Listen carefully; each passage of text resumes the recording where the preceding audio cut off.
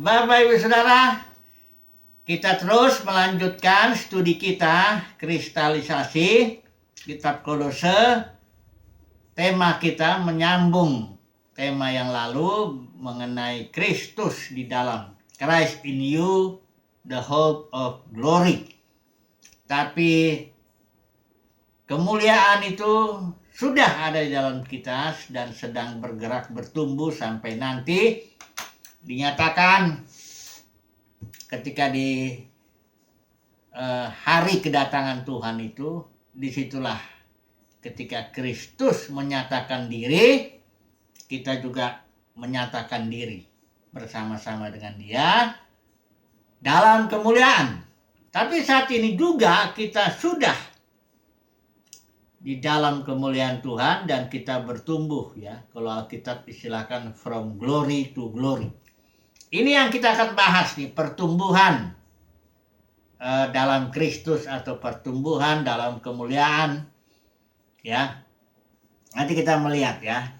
Sebelumnya kita harus mengulang dulu apa itu Kristus, karena ketika saya kaget juga saya bahwa para teolog ini kalau bicara kristologi, ya, kristologi itu ya percakapan atau ilmu tentang Kristus itu, mereka hanya bicara tentang Kristus kepala, ya. Itu artinya bicara tentang Yesus, ya, tentang inkarnasinya, tentang pekerjaannya, ya. Ini kalau saya melihat, ini satu buku teologi sistematika yang paling banyak saya kira dipakai di seluruh dunia, ini Berkhof, ya.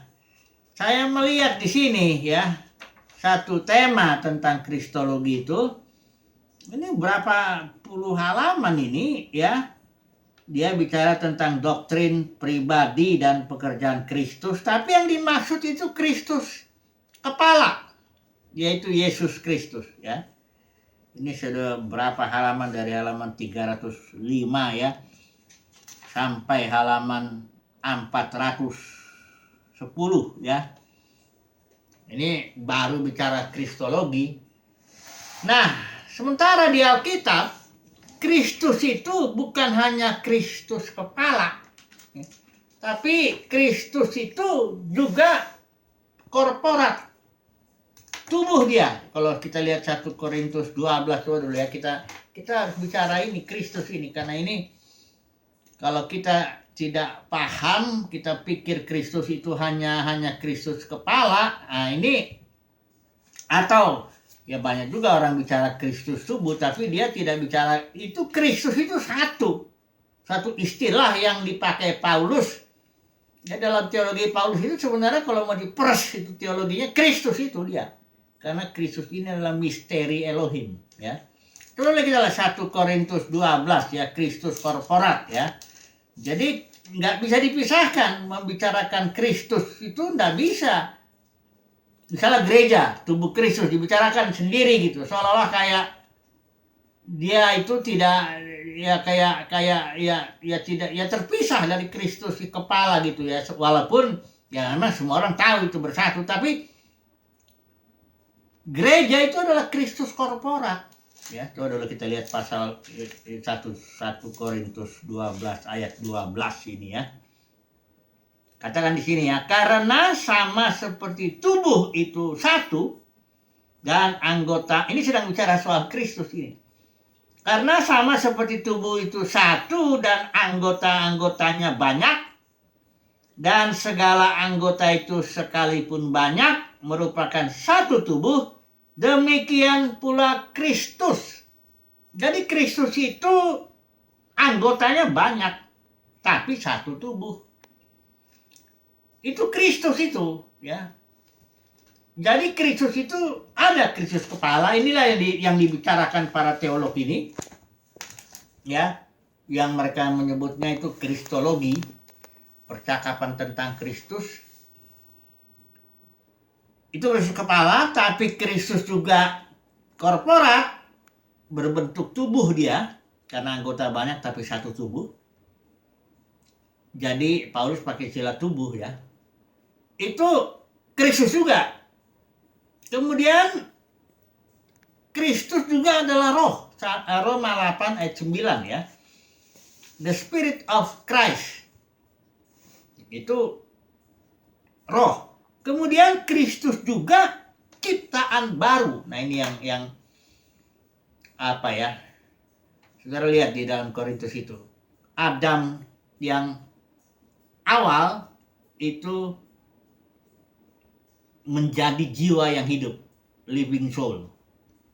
Kemudian Adam yang akhir ini menjadi life giving spirit, roh pemberi hidup. Bagaimana caranya Adam akhir ini menjadi roh pemberi hidup?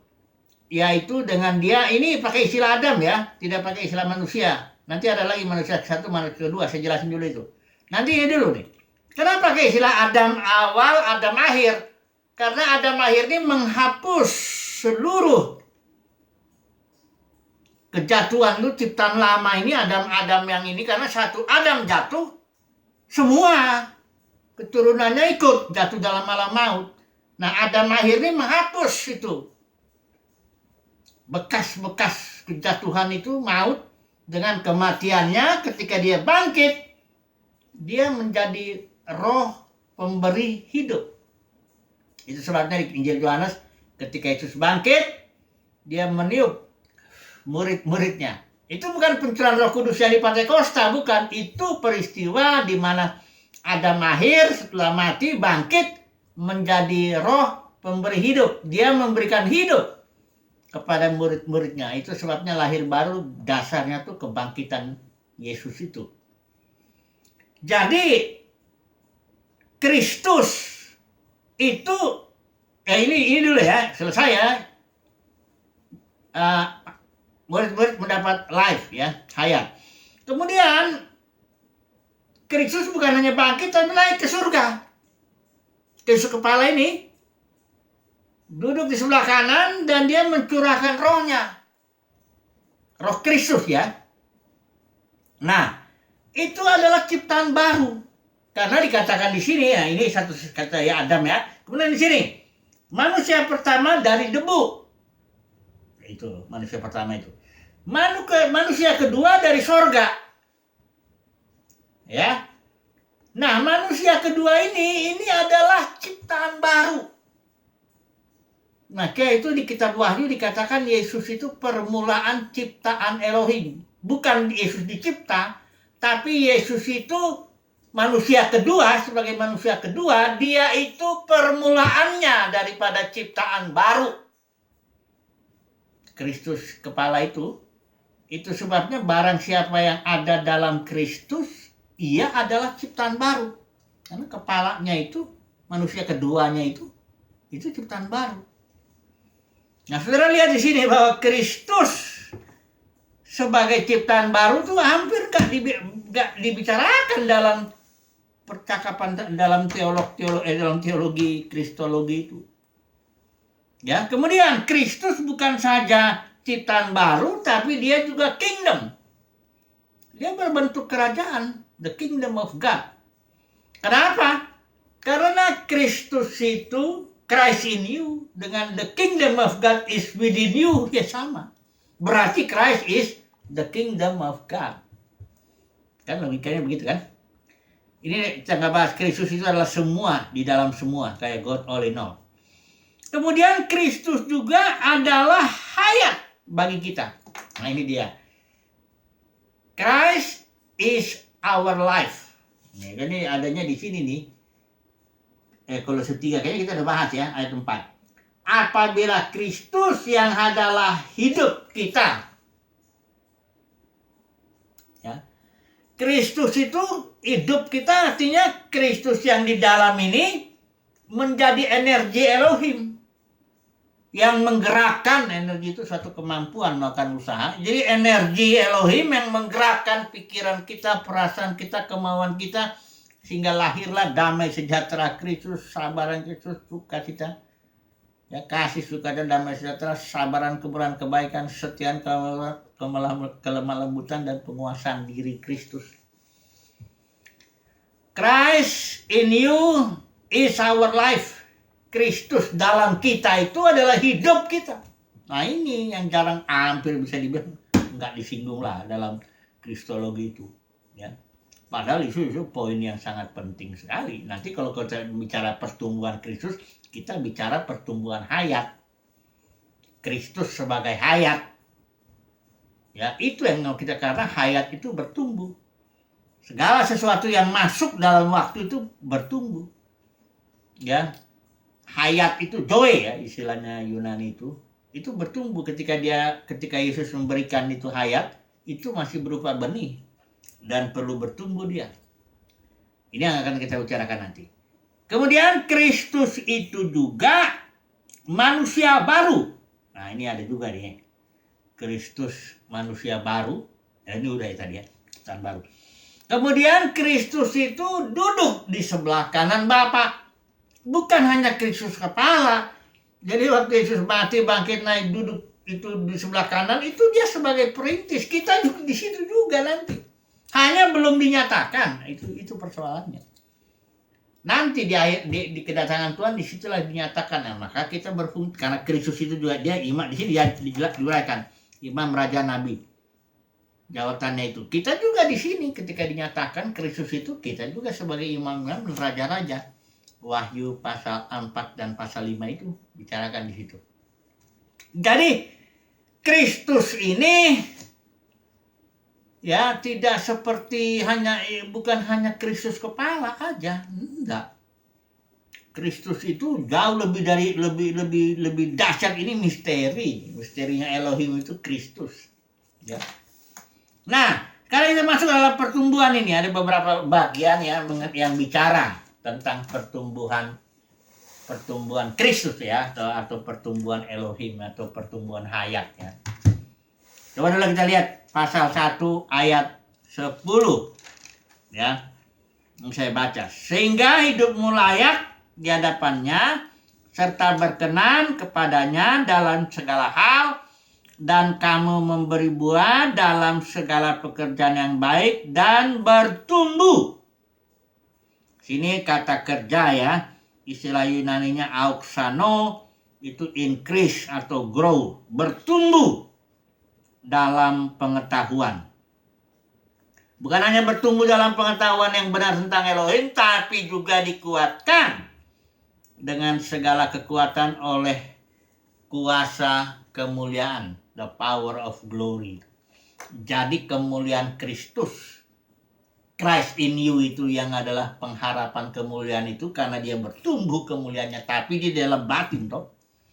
Ini memberikan kekuatan, ini kemuliaan Elohim ini. Bertumbuh di dalam kemuliaan Elohim. Akibatnya apa? Ya kita nggak cari kemuliaan manusia di luar. Penyakit itu banyak orang itu ya, termasuk ini pelayan Tuhan tuh cari kemuliaan manusia. Ingin dipuji, ingin dihormati, ingin diterima, ingin diakui. Cari pengakuan begitu, ya. Ini penyakit ini nih yang menyebabkan Saul, raja pertama Israel, itu jatuh ganti Daud. Kenapa?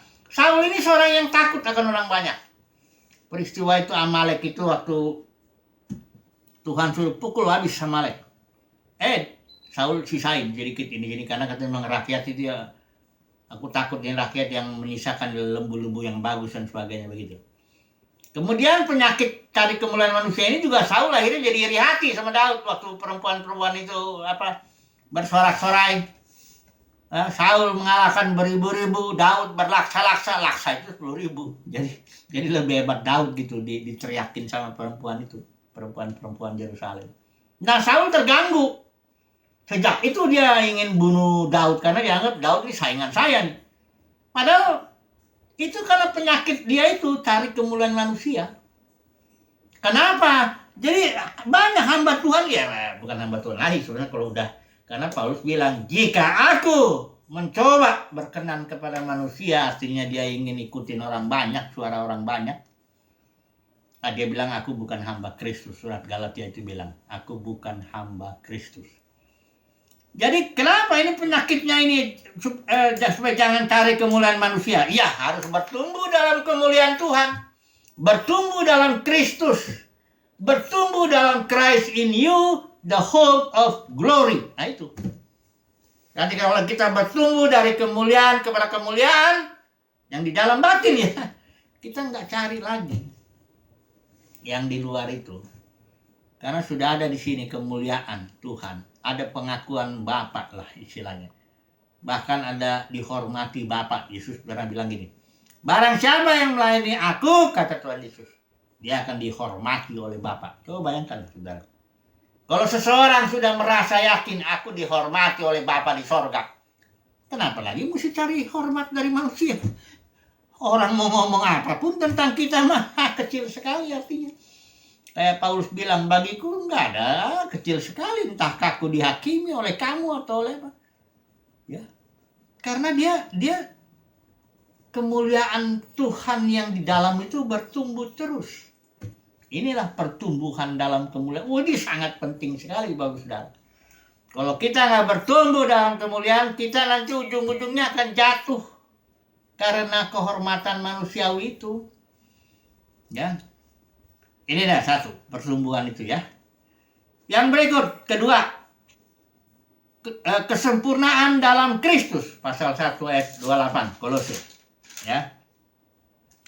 Dialah yang kami beritakan apabila tiap-tiap orang kami nasihati dan tiap-tiap orang kami ajari dalam segala hikmat untuk memimpin tiap-tiap orang kepada kesempurnaan dalam Kristus. Ini istilahnya kata sifat ya, teleios, complete in all its part. Artinya lengkap dalam semua bagian-bagiannya. Jadi Kristus itu katakanlah kalau misalnya aspek-aspeknya kasih, sukacita, damai sejahtera, sabaran, kemurahan, kebaikan, kesetiaan, kelemah lembutan, penguasaan diri, itu lengkap di situ semua. Ya, termasuk Christ in you, the hope of glory, kemuliaannya, semuanya lah ya. Kita bertumbuh di situ artinya sempurna di dalam Kristus itu. Ya, Tuhanlah yang tahu bagaimana caranya Dia membentuk kita sehingga kita sempurna di dalam Kristus itu dan segala aspek-aspeknya itu ya. Ini dia, ya. Kemudian satu lagi poin yang terakhir yang penting ya. Ini masih ada sih. Pasal 2 itu berakar dan dibangun ya, tapi nanti ini barangkali kita bicarakan nanti ya. Ini dulu yang paling penting menurut saya ini, karena banyak orang konsep pertumbuhan itu berbeda dengan yang dimaksud di sini. Mari kita baca dulu ya. Kolose 2 ayat 19.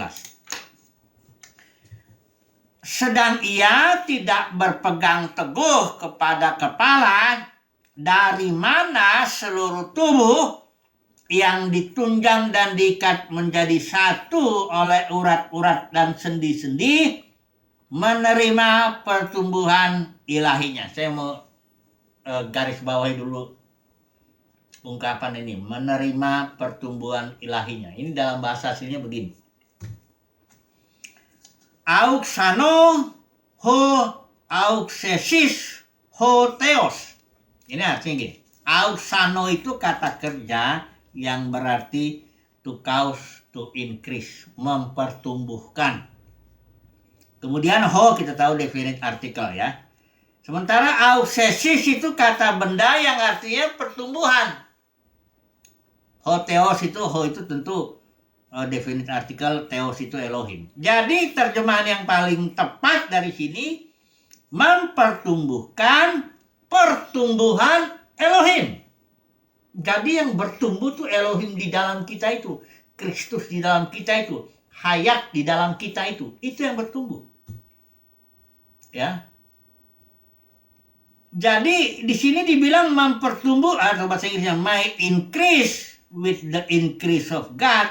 Kenapa ini mempertumbuh? Kenapa dia ini katakan akan mempertumbuhkan? Karena ini dikatakan tubuh berpegang teguh kepada kepala, dan kepala pada gilirannya melalui di sini dikatakan urat-urat dan sendi. Inilah yang disebut kepemimpinan organisme, karena ini bicara organisme nih ya. Nanti saya bedakan pertumbuhan gereja yang dimaksud Donald Agrafan itu, Agafran ya, itu pertumbuhan gereja. Bapak pertumbuhan gereja itu kalau belajar School of Mission itu belajar itu tuh. Yang itu tuh pertumbuhan gereja tuh yang dimaksud itu, Gafran itu, Donald itu pertumbuhan orang, tambah-tambah orang, atau bahkan pertumbuhan organisasi. Alkitab tidak ada bicara itu. Ini bicara pertumbuhan Elohim. Ya, nih perhatikan lagi ya. Sedang jadi kepala itu, seluruh tubuh memegang erat kepala, dan pada gilirannya kepala melalui urat-urat dan sendi-sendi, dia mempertumbuhkan pertumbuhan Elohim. Kepala itu yang mempertumbuhkan pertumbuhan Elohim bagi seluruh tubuh. Kepala itu, sebab itu kan dia roh pemberi hidup, life giving spirit. Ya, itu dia sebagai Adam akhir yang tadi saya bicara itu. Adam akhir yang mati dan bangkit, dia jadi roh pemberi hidup, life giving spirit. Ini Adam pertama, living soul. Ini life giving spirit. Jadi kalaulah, dan memang harus begitu, seluruh tubuh berpegang erat kepada kepala, dan pada gilirannya kepala melalui urat-urat dan sendi mempertumbuhkan pertumbuhan Elohim bagi seluruh tubuh itu. Jadi pertumbuhan itu, saya harus bicara dulu ya, adalah pertumbuhan Elohim. Bedain ya dengan pertumbuhan pengetahuan teologi ya. Ada banyak orang berpikir kalau dia sekolah teologi, bertumbuh pengetahuan teologi, itu dia bertumbuh dalam Kristus. Belum tentu. Pengetahuan itu soal pohon pengetahuan yang baik dan yang jahat. Kalau yang saya bicarakan pertumbuhan Elohim ini soal pohon kehidupan, beda pohon. Ya jangan saudara kalau udah S1 teologi, S2 teologi, S3 teologi, S4, S-teler dan sebagainya, itu udah berarti bertumbuh dalam Kristus, bukan. Kalau bertumbuh dalam pengetahuan, ya. Karena dalam sekolah teologi belajar pengetahuan teologi. Ya. Tapi kalau soal bertumbuh dalam Kristus, ini harus berpegang teguh kepala-kepala. Bisa jadi orang yang belum lahir baru pun sekolah teologi bisa aja, itu nggak masalah. Sekali lagi ya, jangan saudara pikir berarti saya meremehkan sekolah teologi, bukan. Saya sedang ngebedain. Karena banyak orang ini ketipu nih dengan sekolah teologi. Dia pikir kalau udah S1, S2 dia udah bertumbuh dalam Tuhan. Dia udah ngerti Kristus gitu loh. Nah ini kan penipuan. Ya, saya nggak bilang jangan sekolah teologi. Kalau ada kesempatan bagus, bisa sekolah. Ya tuh. Tapi mesti ngerti. Ya.